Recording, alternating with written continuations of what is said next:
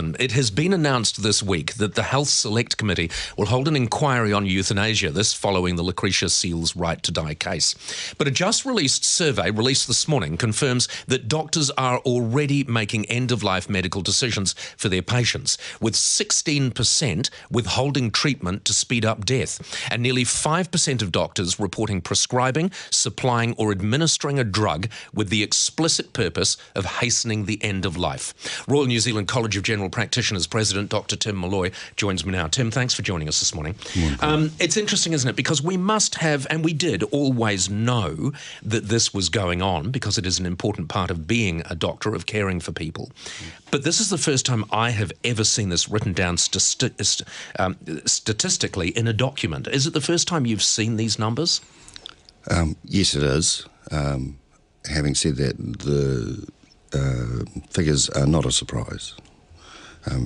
This would be consistent with my understanding of the activity that goes on within general practice. So what happened here to compile this report is that a large number of doctors were spoken to about the last time they attended the death of a patient and how they handled that. And as I say, the most interesting one was 4.5% of those doctors reported prescribing, supplying or administering a drug to hasten the end of life. That is euthanasia, isn't it?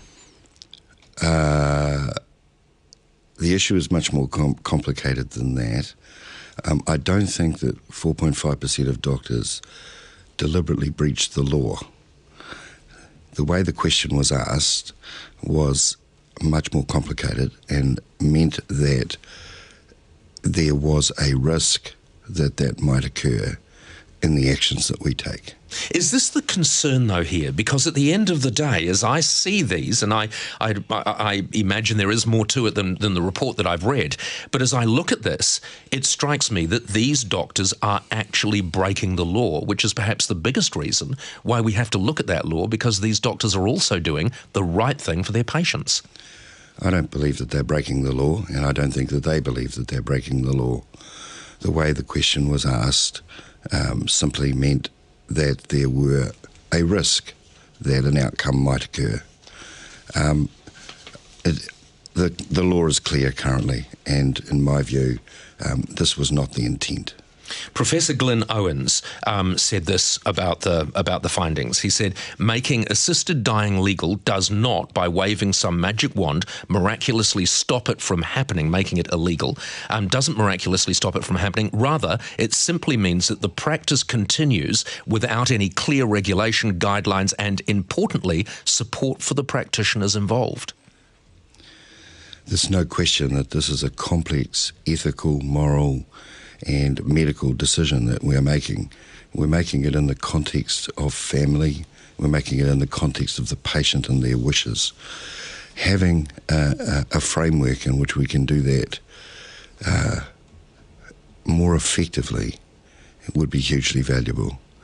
Therefore, I welcome the current debate because it's an enabler for us to understand how society might look upon these forms of issues, because it's going to be society that will determine the outcome for our profession. Right. But in the immediate instance where you've got a patient who is desperately ill and about to die, and a doctor is making the best decision for that patient, the right for him to do what he's probably doing doesn't exist in some cases at the moment. I mean, one of the interesting things here is the number of times that nurses have been called upon to administer a drug that the doctor has said to administer for the purpose of hastening the end of that patient's life. So really, this is something that needs to be addressed now, isn't it?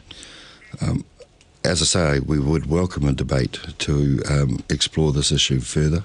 It is complex. We're talking about a number of different set of circumstances that we're referring to here, and each of these circumstances in which people are dying is an individual set of circumstances with a bunch of rules around it. But the reality is that we have to be able to tailor our care to the needs of the individual. People have the right to die with dignity, and to a large extent. Arguably, at the moment in New Zealand, people don't have the right to do it. And that's the issue, isn't it? And one of the other things that I thought was interesting about this survey is that it would appear that more and more often patients are wanting to have those conversations with doctors. And that more and more often they are having those conversations with doctors. Putting the doctor in a very awkward position quite often.